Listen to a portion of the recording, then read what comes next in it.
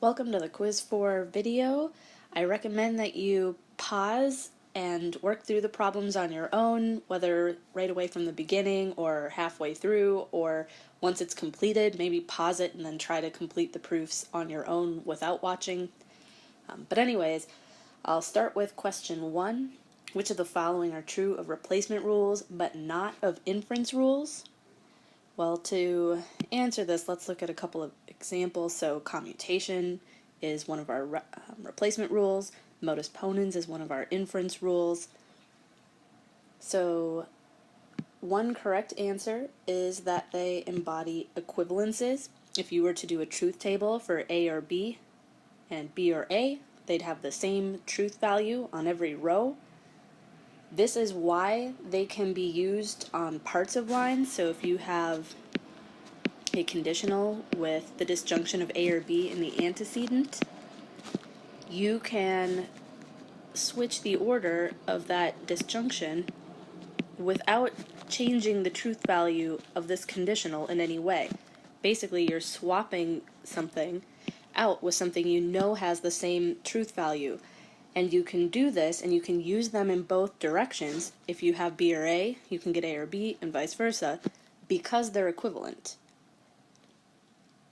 So they can be used on parts of lines. They can also be used on whole lines, but that's not a correct answer because inference rules are also used on whole lines. And in fact, inference rules like modus ponens are only used on whole lines. You can't use them on parts like we did with commutation here. Barely anyone picks they embody implications. It's true that anything that is an equivalence also implies one another, so A or B implies B or A, and vice versa. But they embody equivalences, and it's the inference rules that embody implications. Some selected they are truth-preserving, but that applies to both kinds of rules, and so isn't true of just the rules of replacement.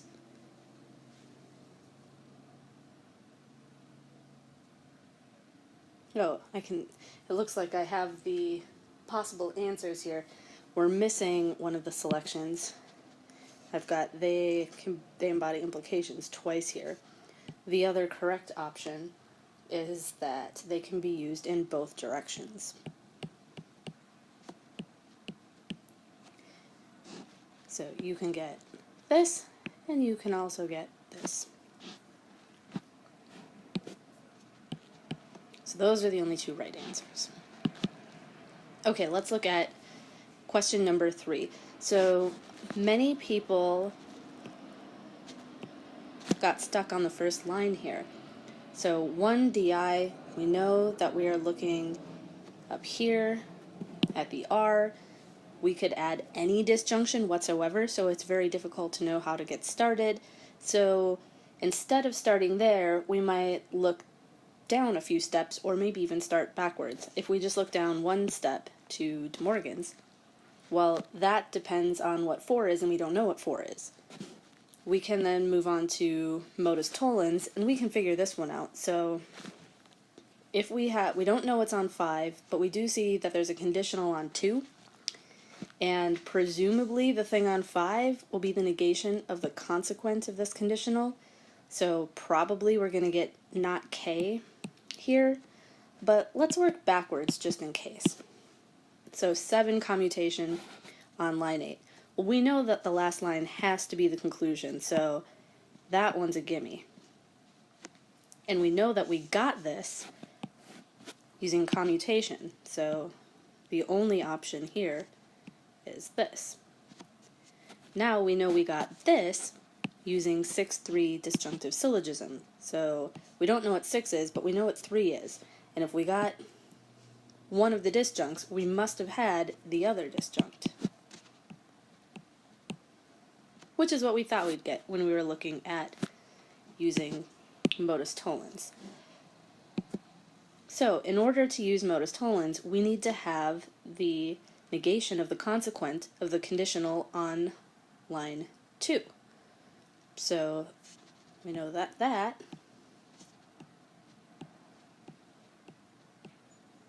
has to be this. So what is our disjunction on line 1? It has to be X or R. Some people put R or X. If that's right, then this isn't De Morgan's on that, so that would be a problem. And if you did R or X, but you also got the De Morgan's part correct, then De Morgan's isn't a problem, assuming your line 4 is correct. But then modus tollens is a problem because now, oops, this should have been a conjunction. But now you don't have the negation of the consequent of the conditional on line 2, so modus tollens wouldn't work here.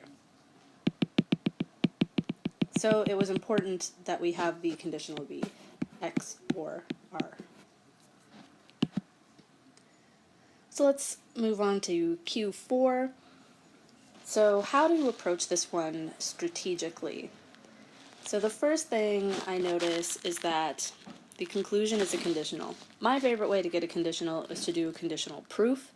We're not allowed to use CP on this question. It specifically says no CP or IP, so I know that we're not going to get this using CP.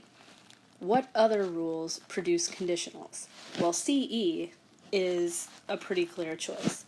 So if I know that I'm ultimately going to get this conditional, and that I'm going to get it by CP, I can sort of sketch that in. So if I had this disjunction, I could use CE to get the conditional that I ultimately want. And that looks good because this is starting to look like this. I see that I've got PRS and I have PSR. It's sort of starting to resemble the premise up there. So the next thing that I know is I've got one of my disjuncts here. I'm getting closer, but I need more disjunctions. I've got a conjunction here, but I know that anytime I have a negated conjunction, that's one application of De Morgan's away from a disjunction. So I'm going to see, oops, if I were to have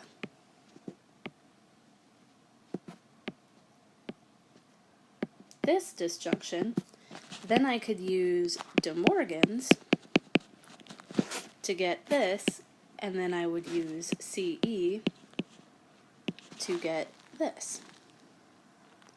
So now what I've got here looks an awful lot like what I've got here. What's different is the S and the R are in a different order, and also parentheses need to be moved around. Well, I immediately think of two rules. Com allows me to switch order, and association allows me to move parentheses around if both are disjunctions or both are conjunctions. So let's start with association. Association will allow me to get this. Then I need to switch them around with com to get this. Then I can use De Morgan's, then CE. So I have a game plan.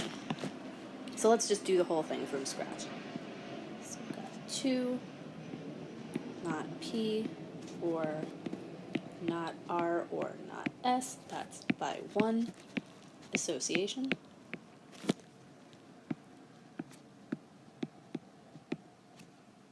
Next, we said we were going to use commutation and switch the order.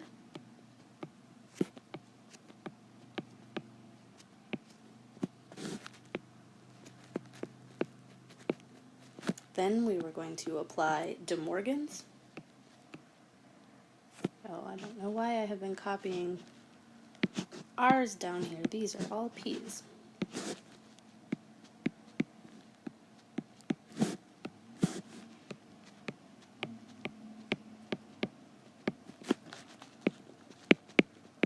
And then our last step is CE.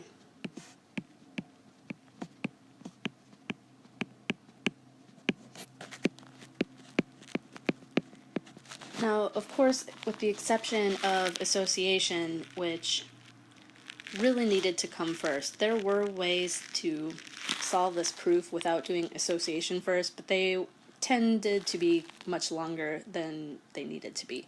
So association needs to come first, but after that, these three could have been done in any order, and people did them in all kinds of orders. That's just one.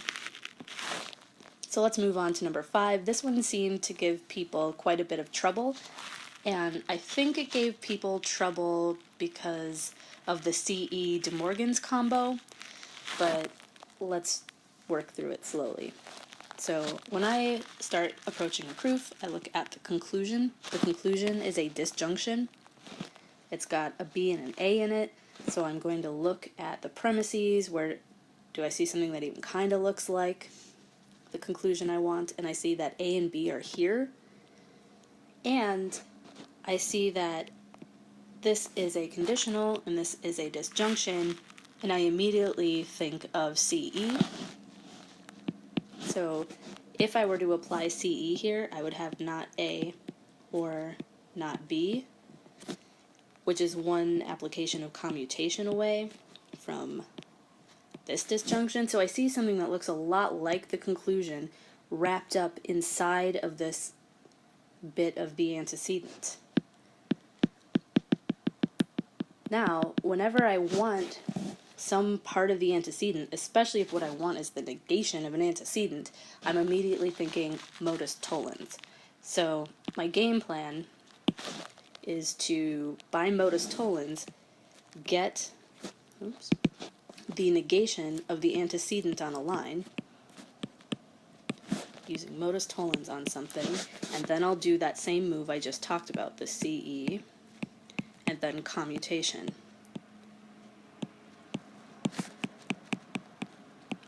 So that's my game plan if I can get if A then not B by modus tollens. Now, can I use modus tollens? Well, what I would need is the negation of the consequent.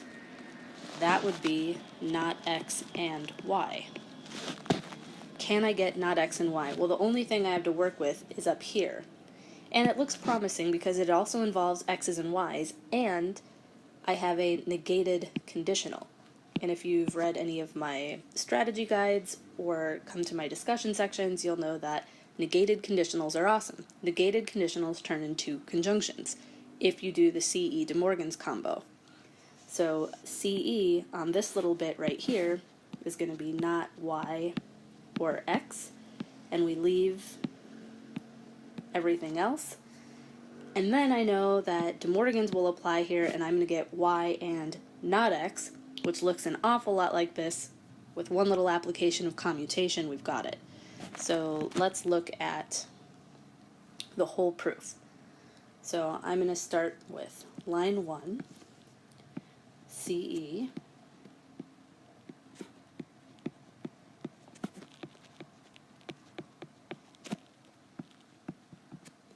then apply De Morgan's,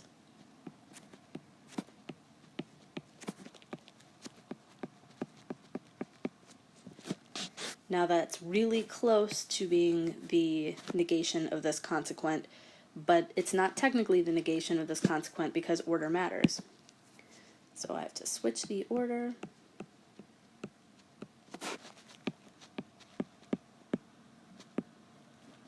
Now I have the negation of the consequent, so I can get the negation of the antecedent with modus tollens.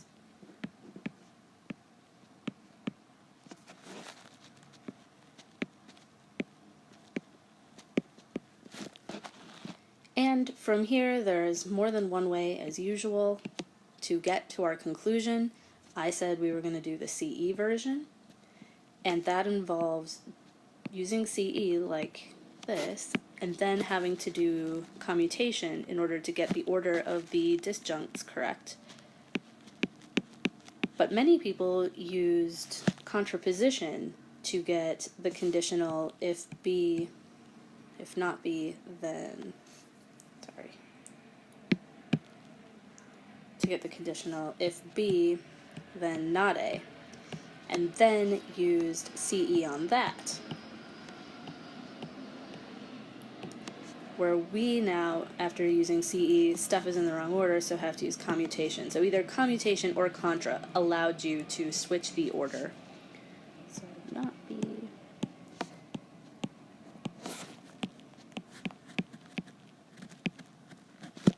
So that completes that proof. Let's move on to number 6. So most people approached this by using an indirect proof. And that's a pretty good strategy, I think. It turned out to be longer than a no subproof strategy, but it's a good strategy. You see that you want something simple like a negated atomic statement, and if you've read my strategy guide, I tend to think of IP as a plausible strategy when I want a negated atomic statement.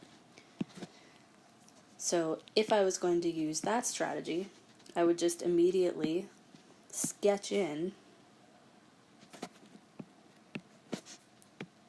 my plan, and I want not K, so I'm going to make the negation of the thing I want, my AIP, and then I'm going to try to get down to some contradiction.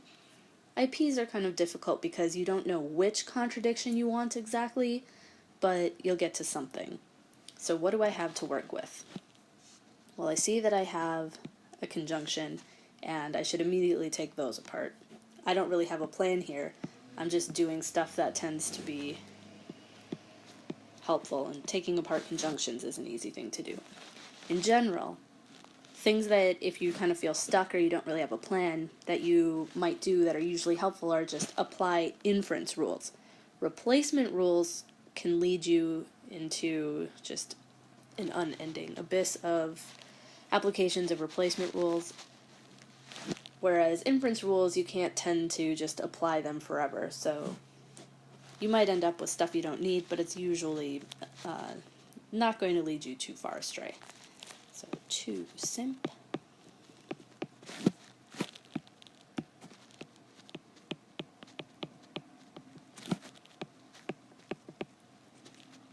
Okay, what's the next thing that I think to do? Well, I really like to apply De Morgan's when I see De Morgan's. I tend to like to apply it better if I have a negated disjunction, because it'll give me a conjunction and I can take it apart. But I see De Morgan's as a thing I can do. Would that even be useful? What else do I see? Can I apply any more like inference rules at all? Not really. It looks like I'm going to have to do some kind of replacement rules. However, what I do see is that I've got something with K and J here and something with K and J here. So it looks like what I've got here could be turned into the antecedent of a conditional, and if that were right, then I could use modus ponens to get P, and P looks like it'll play with this thing down here which has a P, so I kind of just see that this looks like something that would allow me to use modus ponens.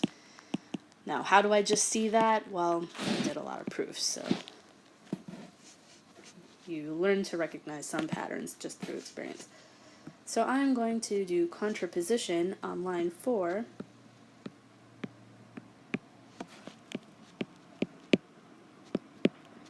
Just because then I can use an inference rule. Modus ponens. Now I have the antecedent of a conditional. So I can get P.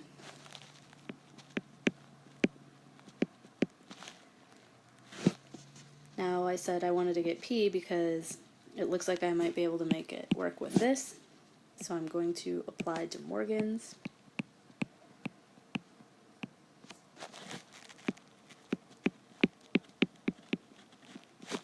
Now I have the negation of one disjunct, so I can get the other disjunct.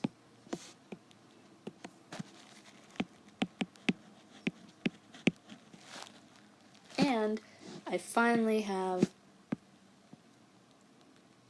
something I can turn into an explicit contradiction.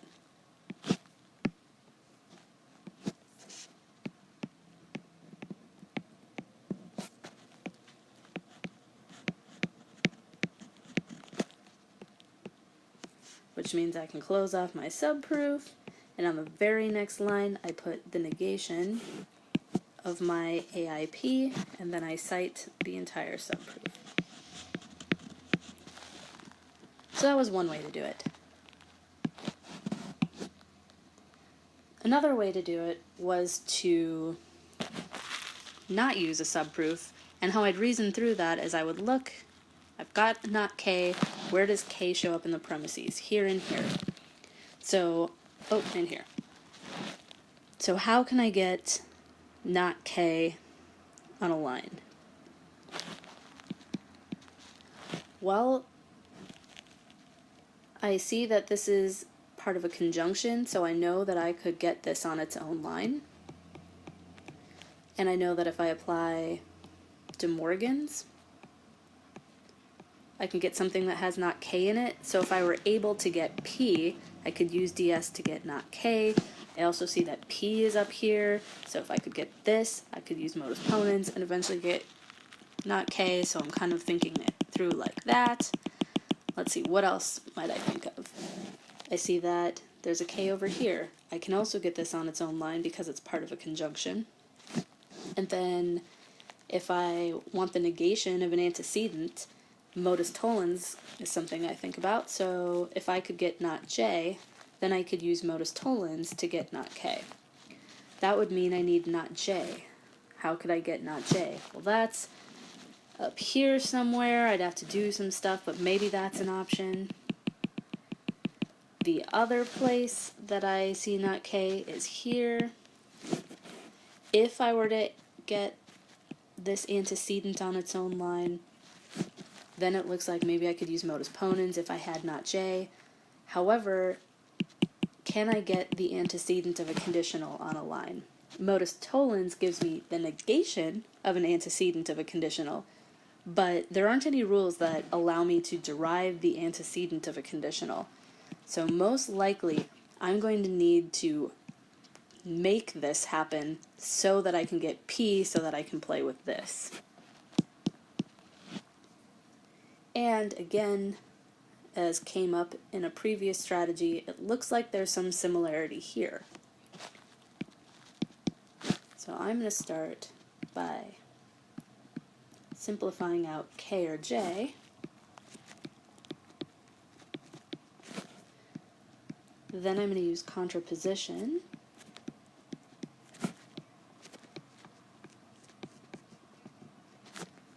Now I have the antecedent of this conditional, so I can use modus ponens.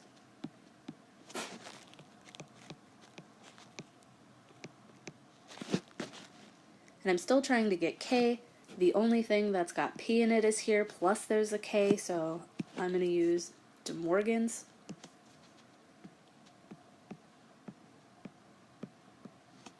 Nope, can't do that first. You have to simplify it off.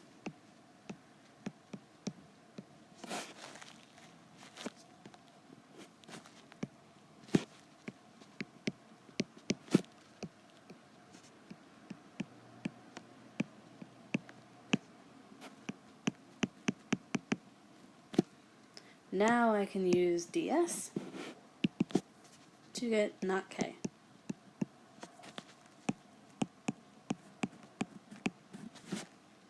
And there we go. Question 6. So let's move on to 7. There's really only one strategy for proving this. Some people did slight variations on it, but pretty much every proof had this particular strategy. So what we want is a conditional.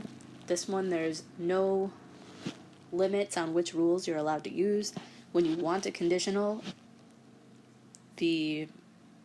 usually the best strategy is CP. Not always, but it's a really good rule of thumb. Many people just applied replacement rules to these two premises and maybe derived like 8 to 10 lines with replacement rules and gave up, but you can't get anywhere just using replacement rules. If you thought maybe a CP would work here, but you just don't like doing subproofs, you should totally get over that fear because they're really not that hard. So you want a conditional, which means you should set up a CP. and you make the first line and the last line the antecedent of the conditional you want and the consequent of the conditional you want. If you can assume the antecedent and derive the consequent, then you get to close your subproof and put the conditional on the next line. So let's put Q and S up here. Let's put not R or Q down here. Then we'll put the conditional we'll get if we can show that we can derive this from this.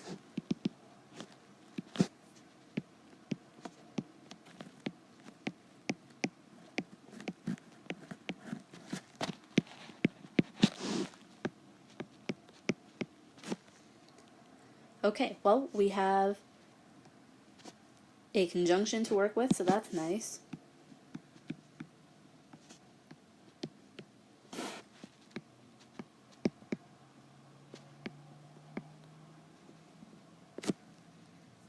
Now we have the antecedent of both conditionals on lines 1 and 2. So we can use modus ponens, and looking forward, that looks like a good strategy. So let's just pause for a minute, and let's not forget that this is what we're trying to do right now. We're trying to get this on its own line. So you might think that if you've done enough proofs and you've played with De Morgan's enough, this is one De Morgan's away. So can you get not R and Q? And indeed, if you apply the two applications of modus ponens, you get R and Q. So that's a really good strategy. So we'll apply modus ponens using Q and not R, lines 1 and 4.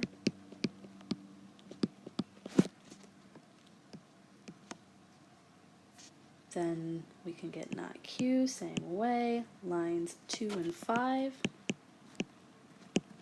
Then we'll put them together. Then we'll apply De Morgan's. And we did it. We derived the consequent from the antecedent, so we get to put the conditional on the next line. Voila. So this is the strategy most people used. Another strategy that people use, just to sketch one in, that worked pretty well.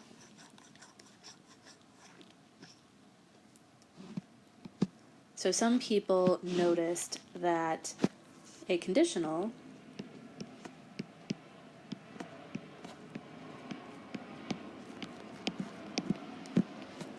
is something you can get from a disjunction using CE, which means we would have this disjunct is the same as the consequent, and we would negate the other one, and then decided to show that if we could get not Q and S, then we could get to this by disjunction introduction.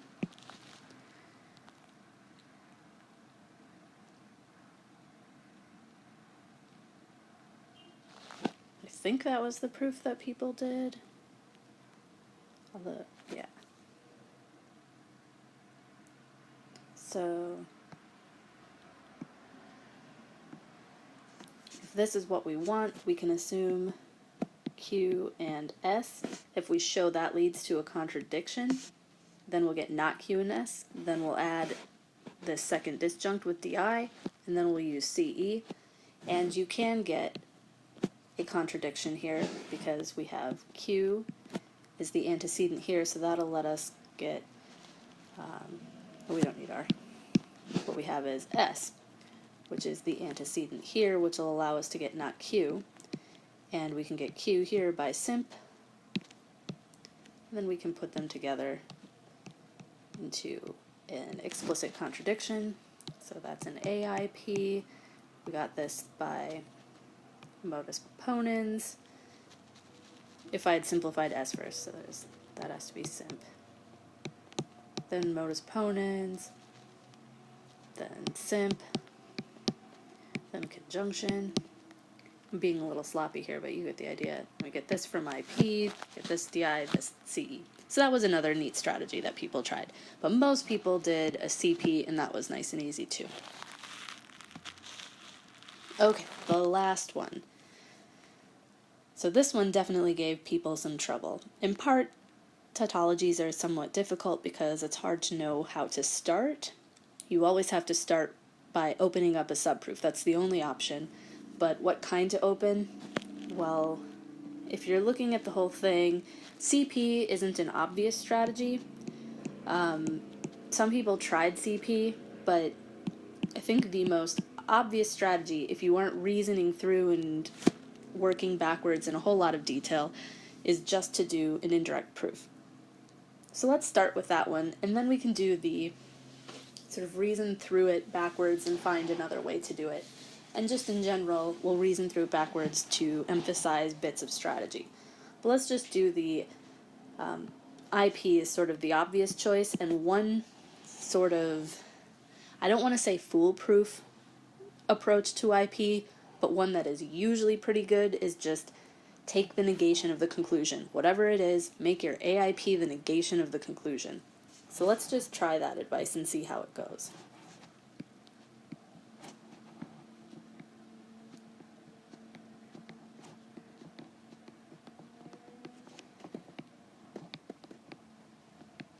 So this is the negation of the conclusion. And if I can show that this leads to a contradiction, then I get the negation of my assumption, my AIP here, which is the conclusion we want. So I also start by looking at, so say this is my AIP, is that even a helpful AIP to have? And it is, because it's a negated disjunction. And negated disjunctions are nice because you can turn them into conditionals with De Morgan's. So that'll give us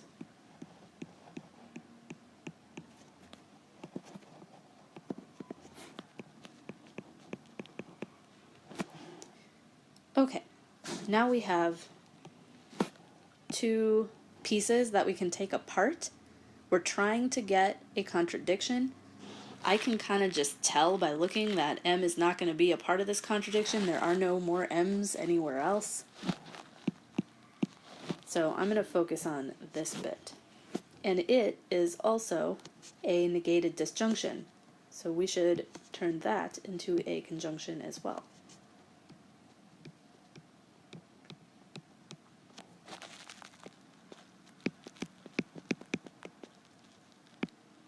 But if you're thinking, wait a minute, you should have simplified first, you are correct. This would be an incorrect move, and I would have docked you points for it on the quiz.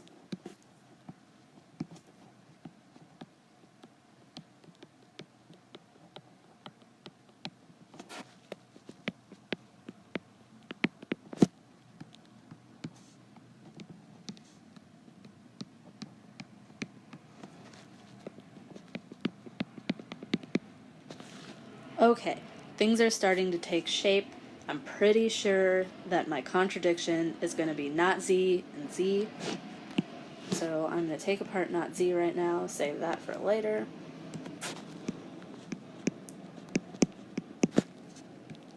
Take apart the other side.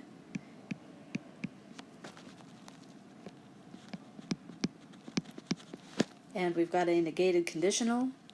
We know we can turn those into conjunctions. Negated conditionals are awesome because you can apply the CE De Morgan strategy to get a conjunction. So let's start with CE.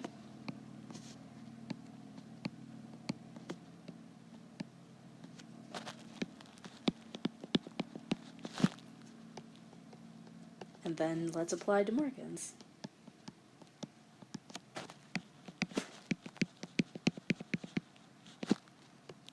Take apart that.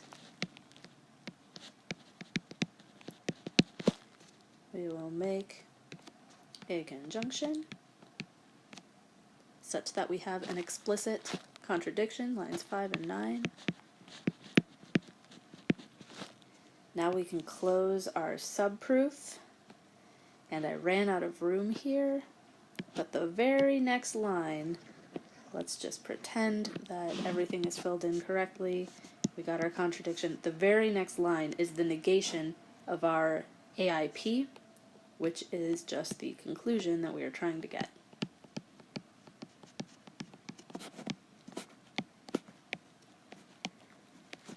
So if you're pretty comfortable with CE and De Morgan's, this strategy wasn't too hard. Like, it was quite a few lines, but it wasn't a big deal. And really any of the routes you take are going to be quite a few lines. So what are some other ways to do this, and how might you work through it working backwards? Here's sort of a long answer. So we ultimately are going to get this on a line. Proof ends when the conclusion is on a line, so at least we know what the last line will be. It's worth filling that in. But, question, how are we going to get this last line?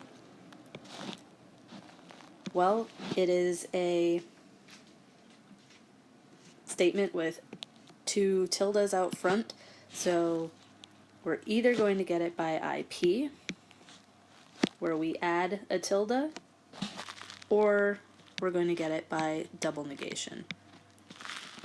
So we've already seen that the IP strategy works. So let's take the double negation route and see if that might work. So maybe our last step is double negation, which means that we'll have this on a line.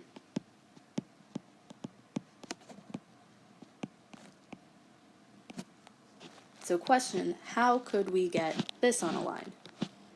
Well, the main operator is a disjunction. So there are two, especially if we don't have any premises to work with, two ways that we could end up with this disjunction. One is by DI, and the other is by CE.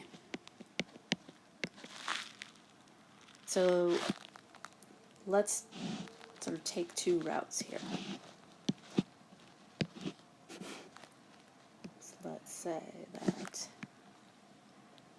one route is the CE route. So if we had the conditional,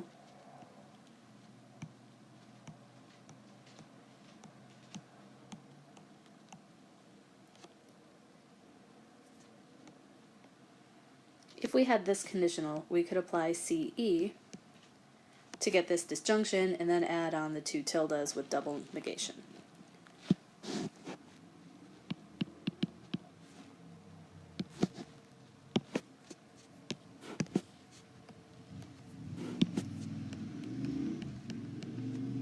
The other option we said was DI. So the DI strategy says get either disjunct on its own and then do DI. So you might be thinking, M looks easy, let's do that. Well, you're not going to be able to prove M from no premises. So if it's M, you're going to have to use IP, so you'd need to start with not M and get a contradiction. The problem is that M is not a tautology, not M is not a contradiction, so you will not be able to derive a contradiction from not M using our truth-preserving rules. So this strategy is not going to work.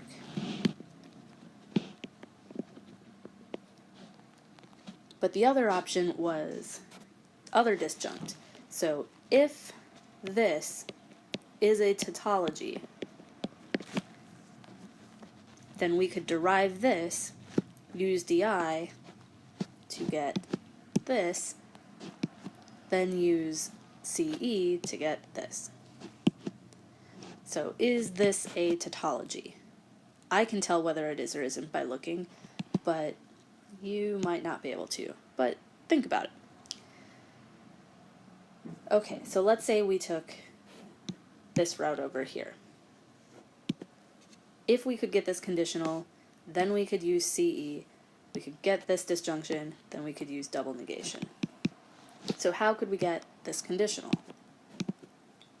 Well, whenever we want a conditional, a pretty good route is CP. So you might do CP, or The other way to get a conditional is CE. So let's say there are two routes. If you had this disjunction,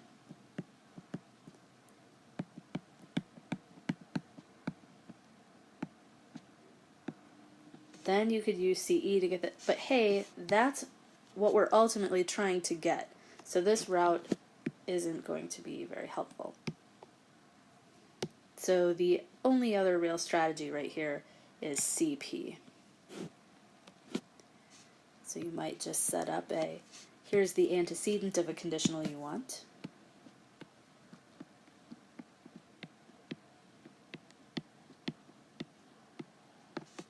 And then try to derive M. Can you do that? Well, in fact, yes you can. We've already seen from our previous proof that we're going to be able to get both Z and not Z from this. So this one's going to involve, and we need to get M, and we need to pull it out of nowhere. So in order to do that, we're going to have to do that, if you recall, the DI-DS trick. So let's say that you're able to get Z on a line and not Z on a line. Well, then you could get Z or M, and then you could use DS to get M. But first you'd have to derive these two things, which would involve quite a bit of De Morgan's and conditional exchange.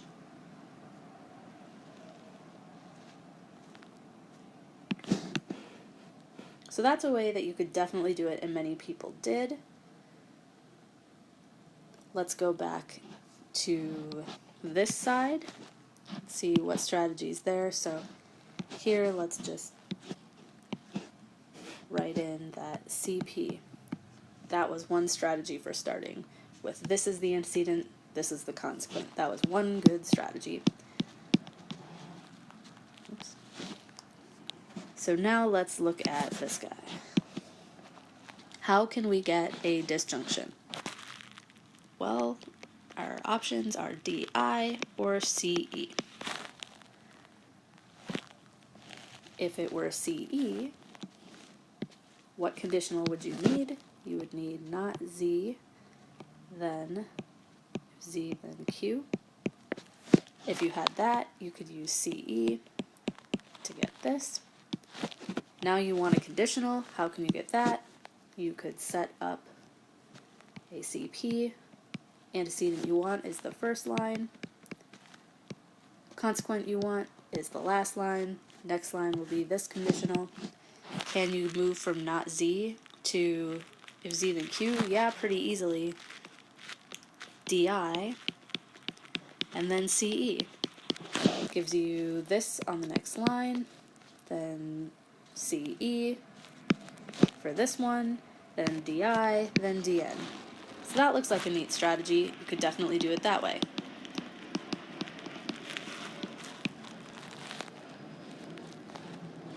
Now let's look at a strategy that is one left. So we looked at this and that was good. This one was good. But our last option was DI to get this. That would mean you need either Z or if Z then Q. If you could get either of these, then you could use DI to get this.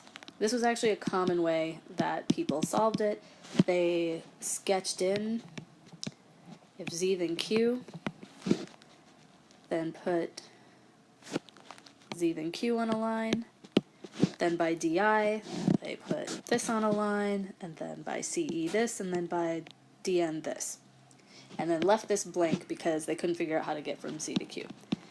And that's a neat strategy if it works, and the reason it doesn't work is, see if you can figure it out before I say it, this isn't a tautology.